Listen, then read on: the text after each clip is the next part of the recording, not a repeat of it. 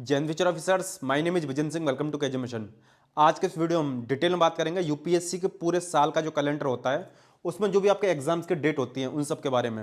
ये कब से आप फॉर्म फिल कर सकते हो, लास्ट डेट क्या है, एडमिट कार्ड, प्रीलिम्स का एग्जाम कब है, उसका रिजल्ट कब आएगा, और मेंस को लेकर भी कि मेंस का एग्जाम कब होने वाला है, उसका रिजल्ट कब आएगा, इंटरव्यू वगैरह, यानी पूरे साल का जो भी कैलेंडर ईयर होता है सिविल सर्विसेज एग्जामिनेशन को लेकर उसका हम डिटेल में बात करेंगे।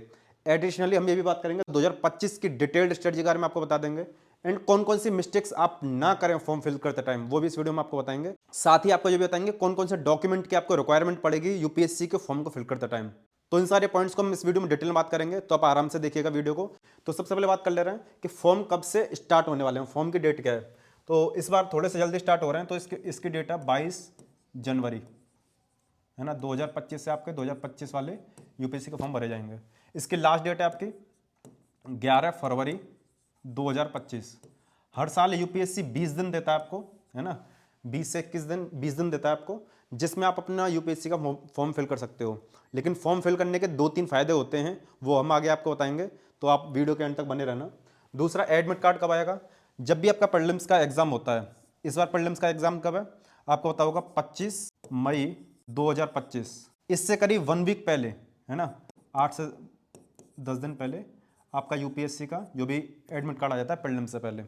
बात करें रिजल्ट, तो प्रीलिम्स का रिजल्ट पहले जो भी है यूपीएससी करीब ऐसे 20 दिन में, 25 दिन में रिलीज करता था। लेकिन अभी पिछले 2 साल से जो सर्विसेज हैं वो काफ़ी तेज हो गई हैं, तो आप आइडिया लगा सकते हो 15 से 17 दिन में आपका यूपीएससी का रिजल्ट आ जाता है।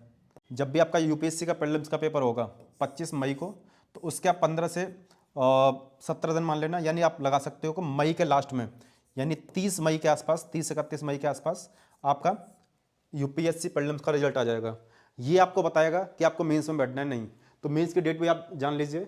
मेंस की डेट क्या है, देखिए पहला कि मेंस आपका होने वाला है इस बार 22 अगस्त को। इस बार जो मेंस हुआ 2024 में वो सितंबर में हुआ था, 20 सितंबर। लेकिन इस बार थोड़ा सा मेंस में कम समय आपके पास। आप देखोगे ना इस डेट को और इस डेट को कंपेयर करना, आपके पास मेंस में सिर्फ 88 डेज हैं, है ना, सिर्फ 88 डेज, यानी करीब करीब आपको पूरे 9 महीने भी नहीं दिए गए। तो आप इस चीज़ को समझ के चलना, मेंस आपको अच्छे से प्रिपेयर करना है। हो सके तो ऑप्शन थोड़ा सा भी लेके चलना। जो इसका रिजल्ट है ये करीब मतलब 70 दिन, 70-75 दिन में आपका रिजल्ट आ जाता है, यानी कह सकते हो करीब 2.5 मंथ में के अंदर आपका मेंस का रिजल्ट आ जाता है, जब भी आपका मेंस कंप्लीट होता है। तो ये आपका 22 तारीख से चलेगा और ये 29 तारीख तक जाएगा, है ना, 29 तारीख तक। और पूरा शेड्यूल बताते हैं कब कब एग्जाम है। तो इतना 70 से 75 दिन बाद तक आपका रिजल्ट आ जाएगा। इंटरव्यू, इंटरव्यू आपका इस बार जो इंटरव्यू स्टार्ट हुए हैं वो हुए हैं आपके जनवरी में, है ना। तो शायद 5 जनवरी से आपके इंटरव्यू स्टार्ट हुए हैं। तो ये आपके जनवरी से स्टार्ट होंगे, जनवरी, फरवरी, और कुछ इंटरव्यू अगर लास्ट तक जाते हैं तो मार्च तक जाते हैं। आप मोटा मोटा आइडिया समझिए, जनवरी फरवरी में आपके इंटरव्यू हो जाते हैं। अब मार्च की जरूरत पड़ती है तो मार्च, अदरवाइज मार्च की जरूरत नहीं पड़ती। बात करें फाइनल रिजल्ट, अप्रैल के लास्ट वीक में आ जाएगा, है ना। तो ये पूरा शेड्यूल है, फॉर्म भरने की date, last date, admit card, है ना, और आपका प्रीलिम्स की डेट, मेंस की डेट, मेंस का रिजल्ट, इंटरव्यू कब से कब तक रहेंगे, और आपका यूपीएससी का जो फाइनल रिजल्ट आता है, जब टॉपर घोषित किए जाते हैं, पूरा जब फाइनल पीडीएफ आता है वो ये होता है। इस बार आपको ध्यान क्या रखना है, मेंस में बहुत कम समय है, तो आप थोड़ा सा समय अपना जनवरी में और फरवरी में अपना थोड़ा सा ऑप्शन को लेकर या जो मेंस का सब्जेक्ट है उनको अगर फोकस में लेकर आओगे तो ठीक रहेगा। बात करें अगर आप प्रीलिम्स को लेकर फोकस्ड हो गए हो और आप चाह रहे हो कि मैं किसी ऐसा कंटेंट को पढूं कि यहाँ से मेरा टेस्ट सीरीज वाला काम पूरा हो जाए और मैं शॉर्ट में मुझे समरी भी मिल जाए, तो मैं आपको रिकमेंड करेंगे ओसवाल बुक्स की तरफ से। इनके 8 पावर बैंक हैं, सब्जेक्ट वाइज, टॉपिक वाइज आपके एमसीक्यूज हैं, करीब 7400 एमसीक्यूज हैं, जिसमें आपके 8 बुकलेट हैं। हर एक बुकलेट में 1,000 क्वेश्चन है। ये आपका एंशिएंट मेडिवल हिस्ट्री की है, ये आपका मॉडर्न हिस्ट्री की है, यहाँ पे तो कोई ज्योग्राफी, फिर आपका पॉलिटी, ऐसे साइंस एंड टेक्नोलॉजी, इकोनॉमी और एनवायरमेंट का, बस सबका सेम है। आप यहाँ पे यूनिट्स देख सकते हो एंशिएंट मेडिवल हिस्ट्री की। यहाँ पे दे रखा कंटेंट आपका फ्लैश फैक्ट, ठीक है। फ्लैश फैक्ट क्या है कि जो भी आपका कंटेंट उसका यहाँ पे एक तरीके से क्रस्क दे रखा है, और उसके यहाँ पे माइंड मैप भी दे रखे हैं। आप 40 पेज में आपका एंशिएंट मेडिवल हिस्ट्री को यहाँ पे रैपिड रिवीजन के लिए फैक्चुअल डेटा पूरा दे रखा है फ्लैश फैक्ट के नाम पर। ऐसे ही हर एक बुकलेट का आपको दे रखा है। इसका पूरा फ्लो चार्ट कुछ इस तरीके से है। क्वेश्चंस आपके ये रहे, यहाँ से स्टार्ट हो रहा है आपका एक्सप्लेनेशन, ठीक है। तो इसी तरीके से ये आपका नेक्स्ट यूनिट है। तो पूरी बुकलेट इसी तरीके से आपकी सजी हुई है, यानी जो भी कंटेंट है पहले उसका स्टार्टिंग में क्रस्क दे रखा है फ्लैश फैक्ट के तौर पे, फिर आपका माइंड मैप है, फिर क्वेश्चन है, फिर डिटेल एक्सप्लेनेशन है। ऐसे हर एक सब्जेक्ट की है, ऐसे मॉडर्न हिस्ट्री की है, आपका ऐसा आपका आर्ट एंड कल्चर का है। आर्ट एंड कल्चर के 400 क्वेश्चन है, बाकी सब में आपका 1000 क्वेश्चन है। ये आपका ज्योग्राफी है, ज्योग्राफी में आप देखोगे कुछ इस तरीके से कंटेंट है आपका। ये आपका इंडियन पॉलिटी का कंटेंट है। और आप अगर देखना चाहो तो यहाँ पे देख सकते हो फ्लैश फैक्ट के तौर पे यहाँ पे डेटा दे रखा है। 32 पेज में पूरे पॉलिटी का क्रस दे रखा है, जो भी आपका प्रीलिम्स को लेके रेलिवेंट है। ऐसी हर एक बुकलेट दे रखी है। ये आपका साइंस एंड टेक्नोलॉजी। तो रिव्यू में आपने देख लिया ये सारे फीचर्स हैं। इसका हमने फुल डिटेल में रिव्यू किया था लास्ट ईयर, उसका लिंक डाल देंगे डिस्क्रिप्शन में। परचेस करने वगैरह का लिंक भी आपको डिस्क्रिप्शन मिल जाएगा, आप उसको चेकआउट कर सकते हो। चलिए बढ़ते हैं अपना वीडियो में आगे। अब बात करते हैं मेंस का शेड्यूल होता है। मेंस का शेड्यूल कैसे होता है? मेंस के जो एग्जाम होते हैं, है ना, मेंस में आपके टोटल 9 पेपर होते हैं। इन 9 पेपर के लिए आपके पास 5 दिन अलाइन किए जाते हैं यूपीएससी की तरफ से। लेकिन इसमें जो खर्च होते हैं वो होते हैं आपके 5 दिन में तो पेपर और 5 दिन का गैप, तो टोटल 10 दिन का पेपर, मतलब पूरा 10 दिन का शेड्यूल रहता है। तो इस बार कब से स्टार्ट हो रहा है? 22 अगस्त से स्टार्ट होगा, ठीक है। और करीब करीब ये आपका 30 अगस्त के आसपास तक, 30 अगस्त के आसपास तक आपका मेंस का शेड्यूल जाएगा। कैसे? हमने लिख रखा मेंस 2025। 22 अगस्त को आपका जो 2 शिफ्ट में पेपर होता है, एक होती है आपके मॉर्निंग की शिफ्ट, ठीक है, जिसमें आपका 9 से लेकर 12 बजे तक। दूसरी रहती है आपके दोपहर की शिफ्ट, जिसमें आपका 2:30 बजे से लेकर 5:30 बजे तक 2 शिफ्ट रहती हैं। तो मॉर्निंग वाली शिफ्ट 22 अगस्त को जो रहेगा, ऐसे का पेपर रहेगा। दूसरी वाली शिफ्ट में कुछ नहीं रहेगा, ये आपका फ्राइडे होगा। हमेशा जो भी मेंस का पेपर होता है ना, वो वीकेंड के हिसाब से डिसाइड किया जाता है। तो पहले 3 पेपर होते हैं पहले वीकेंड में, पहले वीकेंड में 3 डेज होते हैं, जिसमें 5 पेपर होते हैं। यहाँ पर फ्राइडे, सैटरडे, संडे। फिर 5 दिन का गैप रहेगा, 5 दिन, मंडे, ट्यूसडे, वेडनेसडे, थर्सडे, है ना। और फिर सैटरडे और संडे को आपका पेपर है। कैसे कैसे? 22 तारीख को आपका एसए का है, 23 तारीख को आपका GS1 का है, फिर GS2 का है। उसके बाद में 24 तारीख को आपका GS3, फिर 24 को ये आपका GS4। ये जो बहुत ज़्यादा हेक्टिक टाइम रहता है। फिर आपको 5 दिन का समय मिलता है। 5 दिन के समय में आपका 29 तारीख को आपका लैंग्वेज वाला पेपर होगा, जो भी आपकी लैंग्वेज होगी, जैसे हिंदी, तमिल, तेलुगु, पंजाबी, जो भी रहेगी इंडियन लैंग्वेज। और आपका इंग्लिश का कंपलसरी पेपर रहेगा, है ना। ये दोनों पेपर क्वालिफाइंग रहते हैं। ये सैटरडे को रहेगा। Timing same. 30 अगस्त को आपके ऑप्शन का पेपर नंबर 1, पेपर नंबर 2। ये पूरा शेड्यूल है ना। और मोटा मोटा अगर आपको रफली आपको याद रखना है तो प्रीलिम्स से लेके मेंस में लगभग 3 महीने का समय रहता है, मोटा मोटा 90 दिन के आसपास। लेकिन इस बार 90 दिन नहीं, 88 दिन है, 80 डेज। और बात करें प्रीलिम्स का जो रिजल्ट आता है, रिजल्ट से लेके मेंस का जो पेपर स्टार्ट होता है, उसमें करीब 2.5 महीने के आसपास समय रहता है। तो हमने यहाँ पे लिख रखा है प्रीलिम्स से लेके मेंस में करीब 3 महीने का समय रहता है। और आफ्टर रिजल्ट कि मेंस का मतलब प्रीलिम्स का रिजल्ट डिक्लेयर हो गया है, उसके बाद में आपके पास एग्जैक्ट 2.5 महीने का समय रहता है ना। तो ये आपके पूरे 9 पेपर हैं, 5 दिन में आपके किए जाते हैं, 3 दिन ये, 2 दिन ये। कहाँ कहाँ पे हमने डे वाइज बता दिया है। और जो बिगनर्स एस्पिरेंट होते हैं उनको नहीं पता होता है, इसी वजह से हम अपनी पूरी वीडियो को इस तरीके से लाइन करते हैं कि बिल्कुल एब्सोल्यूट बिगनर भी हो, उनको भी पता पड़ जाए। तो इसलिए वीडियो थोड़ी लंबी रहती है लेकिन डिटेल्ड रहती है, तो आप आराम से देखा करिए। यहाँ तक वीडियो पसंद आई, वीडियो को लाइक कर दीजिए, चैनल पर नए चैनल को सब्सक्राइब कर लीजिए। आगे हम बात करते हैं क्या क्या आपकी एलिजिबिलिटी है यूपीएससी सीएससी एग्जामिनेशन को लेकर। तो बात करें एजुकेशन में, तो एजुकेशन में आपका ग्रेजुएशन होना चाहिए, यानी आप 10th 12th और ग्रेजुएशन आपका रहे। तो ग्रेजुएशन आपका कंप्लीट हो तो वेल एंड गुड, ठीक है।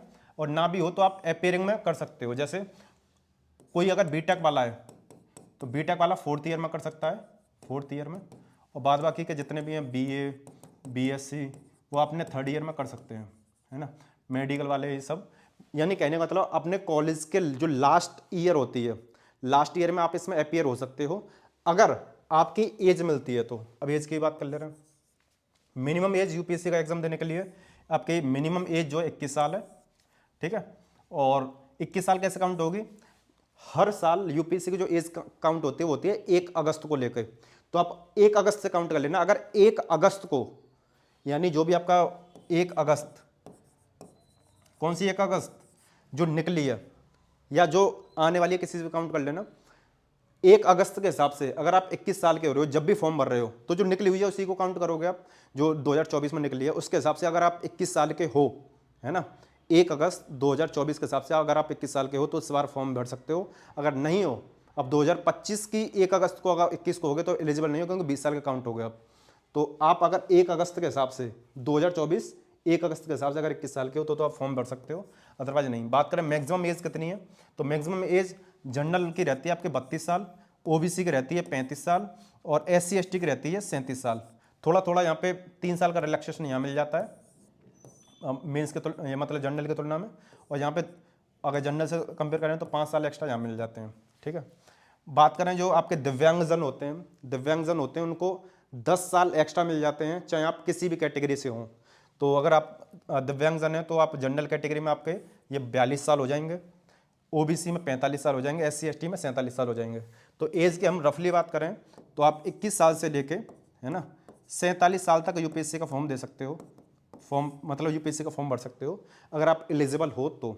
ये दो ही क्राइटेरिया ज़्यादा रहते हैं, बाद बाकी के डॉक्यूमेंट्स हैं उनको आगे डिस्कस करते हैं। डॉक्यूमेंट्स को लेकर बात करें कि पहले तो आपका एक मार्कशीट हो, सबसे ज़्यादा इंपॉर्टेंट होती है आपके 10th की मार्कशीट। यहाँ पे आपका ये देखा जाता है नेम, DOB, है ना। आगे ये भी बताते हैं थोड़ा सा, और ये सारी चीज़ें देखी जाती हैं, ज़्यादातर नेम देखा जाता है और DOB, ये 2 चीज़।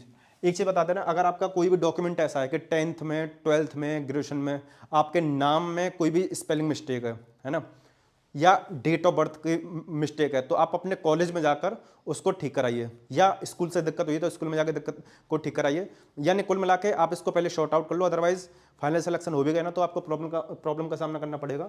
तो स्पेलिंग वाली जो मिस्टेक है इसको भी से आप टैकल करके चलो। 10th क्लास का हिसाब से आप पैरामीटर नाप के चलना, 10th वाली ही आपको करेक्ट करानी पड़ेगी और 10th वाली ही आपकी हमेशा मानी जाएगी। दूसरी चीज़, अगर आपके पास किसी भी तरीके का कोई भी रिजर्वेशन है, क्योंकि रिजर्वेशन तो चारों कैटेगरी के पास है, जनरल के पास भी रहता है, ओबीसी के पास भी रहता है ना, SC ST के पास भी रहता है, सबके पास अब रिजर्वेशन है। पहले जनरल के पास नहीं था तो यहाँ पे EWS आ गया, है ना। ओबीसी के पास, तो अगर आपके पास OBC हो, SC हो, ST हो, है ना, तो इसका आपके पास सर्टिफिकेट जरूर होना चाहिए, सर्टिफिकेट रहेगा। जनरल वाले, जो भी जनरल वाले EWS में नहीं आते हैं उनके पास सर्टिफिकेट की जरूरत नहीं है, वो नॉर्मली काउंट किए जाएंगे। लेकिन जो EWS में आते हैं, है ना, जो भी जनरल वाले एस्पिरेंट EWS में आते हैं उनको NCL की जरूरत पड़ेगी, है ना। जो भी OBC वाले एस्पिरेंट है उनको भी NCL की जरूरत पड़ेगी। बात आती है कि क्या SC ST को NCL की जरूरत पड़ेगी या नहीं, तो देखो SC और ST का जो भी उनका कास्ट का सर्टिफिकेट होता है वो NCL की तरह काम करता है, और इसमें 2 तरीके के डॉक्यूमेंट लगेंगे। प्राइमरी एक तरीके के लगता है, वो होता है आपका सेंट्रल लेवल का, आपका सेंट्रल लेवल के सारे डॉक्यूमेंट होने चाहिए, आपके स्टेट लेवल के नहीं चलेंगे, यानी जो राज्य के स्तर पर हैं डॉक्यूमेंट वो नहीं चलेंगे, आपको केंद्रीय स्तर पर लेने पड़ेंगे। अब बात आती है कि ओल्ड डॉक्यूमेंट चलेंगे नहीं चलेंगे, तो पिछले 1 साल का डॉक्यूमेंट हो, है ना, तो आप उसके पिछले 1 साल का डॉक्यूमेंट हो, उस डॉक्यूमेंट के हिसाब से ही आप उसको फिल कर सकते हो। अदरवाइज 1 साल से ज़्यादा पुराना डॉक्यूमेंट है, जब इसका फॉर्म आएगा ना यूपीएससी का, उसमें प्रॉपरली लिखा रहेगा, तो आप 1 साल पहले, मतलब 1 साल से पहले का अगर डॉक्यूमेंट है आपका, कहने का मतलब है 1 साल से पुराना नहीं होना चाहिए, 1 साल से पहले का है तो आप फॉर्म फिल कर सकते हो, और अगर नहीं है तो बनवाने के लिए डाल दो, जो भी आपका जन सेवा केंद्र होता है वहाँ पर। ठीक है, तो ये बता दी। और एक चीज़ को लेके, अगर आपको डॉक्यूमेंट को लेके, क्योंकि डॉक्यूमेंट को लेके बताएंगे तो प्रॉपर एक वीडियो बन जाएगी 20 मिनट की, तो यहाँ पे हमने शॉर्ट बता दिया है कि 1 साल से पुराना ना हो, क्या क्या चाहिए बस ये। अगर आपको डिटेल वीडियो चाहिए तो आप कमेंट कर सकते हो, और इस वीडियो पर लाइक करके बताना जरूर, हम लाइक से समझ जाएंगे आपको चाहिए नहीं चाहिए वीडियो, कमेंट जरूर कर देना। ठीक है, और आपको एक आधार कार्ड चाहिए आइडेंटिटी के लिए, इतना आपको चाहिए। और स्पेलिंग वाली बता दें, स्पेलिंग वाली आप करेक्ट कर लेना, 10th वाला ही आपका बेंचमार्क रहेगा, 10th के हिसाब से काउंट किया जाएगा। दूसरा, फोटोग्राफ को आपको वैसा फॉर्म में फिल करना है जैसा आप मेंस में और इंटरव्यू में अपना फोटोग्राफ लगाओगे, यानी जिस लुक के साथ में आप अभी फोटो क्लिक करा के फॉर्म फिल करोगे, फिर से बोलना, जिस लुक के साथ में, कैसी आपकी दाढ़ी है, कैसे आपके बाल हैं, चश्मा लगाते हो नहीं लगाते हो, मूछें आपकी हैं या नहीं, तो ये 3-4 फैक्टर्स के साथ में आपका यहाँ तक का फोटो क्लिक होगा। पहले यहाँ तक हो जाता था, वो नहीं, यहाँ तक का फोटो क्लिक होगा, और इसमें ये 3/4 आपका जो भी पूरा फोटो रहता है, ये आपका ये पूरा तीसरा पार्ट है, यहाँ तक आपका गर्दन वाला पार्ट ही आएगा, यानी गर्दन वाला पार्ट आएगा, और नीचे आपको डेट वगैरह लिखनी है। आगे उस चीज़ को बताते हैं कि कहने का मतलब ये है कि जो आपका फोटो है उसमें ऐसा ही लुक होना चाहिए जिस जैसे लुक के साथ में आप यूपीएससी प्रीलिम्स का पेपर दोगे और मेंस का भी पेपर दोगे। बहुत सारे स्टूडेंट ये बोलते हैं कि अगर मेरे बाल बाई चांस अभी नहीं है ना, और बाद में मेरे बाल आ जाते हैं, तो बाल को लेके क्या, तो बाल को लेके ज़्यादा बड़ी बात नहीं है, जैसे हमारे हैं, हमसे अगर थोड़े छोटे बाल हुए चल जाएंगे, थोड़े बड़े हुए चल जाएंगे। पिछली बार हमारे सर पर बहुत कम बाल थे क्योंकि हमने थोड़ा बाल शेव करा दिए थे, तो थोड़े बड़े भी हो गए तो चल जाता था, लेकिन ऐसा ना हो कि रूप ही चेंज हो गया। बहुत सारे आपने देखे होंगे दाढ़ी बढ़ा लेते हैं, लुक चेंज, मूछ वगैरह रख के वो सारी चीज़ें लुक चेंज हो जाता। तो कहने का मतलब लुक फोटो से सिमिलर हो, एग्जैक्ट सेम ना हो, 18-20 का अंतर चलेगा, 19-20 का अंतर चलेगा, इतना चल जाएगा, है ना। तो फोटो आप वही रखना, लुक वही रखना, दाढ़ी मूछ बाल और जो भी आपका चेहरा है वैसा, मतलब जैसा आप प्रीलिम्स में जाओगे, मेंस में जाओगे। रही बात सिग्नेचर की, सिग्नेचर भी आप याद रखना कि कौन से सिग्नेचर हुए हैं, सिग्नेचर वगैरह में दिक्कत ना हो। ओल्ड डॉक्यूमेंट का आपको बता दिया, 1 साल से ज़्यादा पुराने आपके डॉक्यूमेंट ना हो, ठीक है। बात जनरल गाइडेंस, हमने आपको बताया था कि हम ऐसा तरीका बता देंगे कि जो आपका नियरेस्ट सेंटर है वो आपको मिलेगा। देखिए जल्दी आप फॉर्म फिल करोगे, डेट कब है 22 जनवरी, इसके आसपास जितना जल्दी आप फॉर्म फिल करोगे, हर स्टेट में, है ना, हर स्टेट में जो सेंटर्स होते हैं और वहाँ पर सीट होती हैं वो लगभग फिक्स रहती हैं। तो जितना जल्दी आप फॉर्म फिल करोगे ना, जितना जल्दी आप फॉर्म फिल करोगे तो उसका कुछ बेनिफिट होंगे। पहला बेनिफिट तो ये होगा कि कोई भी सर्वर का इशू नहीं आएगा। स्टार्टिंग में कम एस्पिरेंट फॉर्म फिल करते हैं तो सर्वर का इशू लास्ट में ज़्यादा आता है, तो आप फॉर्म फिल कर दोगे तो ये वाला इशू बिल्कुल नहीं आएगा। दूसरा, अगर आप जल्दी फॉर्म फिल करोगे, पास वाला सेंटर मिल जाएगा। दो चीज़ बताना चाह रहे हैं, पहले तो पास वाला सेंटर मिल जाएगा, और उस जो भी आपका सिटी है उसमें जो बढ़िया वाला सेंटर होगा पहले उसकी प्रायोरिटी दी जाती है। तो आपको बढ़िया वाला सेंटर मिलेगा जिससे आपको ट्रांसपोर्टेशन की दिक्कत नहीं होगी, आने जाने की दिक्कत नहीं होगी। बाद में क्या होता है, जैसे मान के चलो मैं रहने वाला हूँ अलीगढ़ का, मुझे अलीगढ़ का मैंने फॉर्म फिल किया लेकिन अलीगढ़ का नहीं मिला, तो जो मेरी दूसरी तीसरी प्रायोरिटी होगी, आगरा दे दिया मुझे, दिल्ली दे दिया, और या इधर उधर गाजियाबाद वगैरह दे दिया, तो अगर मैं पहले फॉर्म फिल कर दूंगा तो मुझे मेरा ही सिटी मिल जाएगा जो मेरी चॉइस है, जो मेरे पास है। आपको प्रॉपर टाइम में जल्दी फॉर्म फिल करने से ये भी बेनिफिट होता है कि आपको प्रॉपर टाइम मिल जाता है कि इतने टाइम आपको मिल रहा है। अगर बाई चांस कोई एक्स्ट्रा एडिशनल डॉक्यूमेंट की जरूरत पड़ रही है तो आपके पास प्रॉपर यहाँ पे समय रहेगा, उसके हिसाब से आप आराम से उसको अरेंज कर सकते हो। हाँ, एक चीज़ ये कि कभी कभी क्या होता है कि मैं कल भर दूंगा, ऐसे क्या होता है लास्ट में जाके कुछ एस्पिरेंट हमने देखे हैं ऐसे कि फॉर्म फिल करना ही भूल जाते हैं, 3-4 दिन बाद पता पड़ रहा है लास्ट डेट तो कल निकल गई। तो फॉर्म फिल करना मिसिंग भी नहीं रहता है। तो ये 3-4 चीज़ें हैं, इसके बेनिफिट रहते हैं। फोटो वाला हमने आपको बता दिया कि उसमें एक डेट लिखी जाएगी, जो भी आपकी फोटो है यहाँ पे डेट लिखी जाएगी जिस दिन आप फोटो क्लिक करा रहे हो। सेम लुक के साथ में जाना, हेयर कट वगैरह आपको देखना हो, दाढ़ी मूछ वगैरह जो भी देखना हो, और फोटो का रेशियो हमने आपको बता दिया, है ना। उम्मीद करते हैं आपको वीडियो यहाँ तक पसंद आई होगी, और चैनल पर नए हो चैनल को सब्सक्राइब कर लीजिए, वीडियो को लाइक कर दीजिए।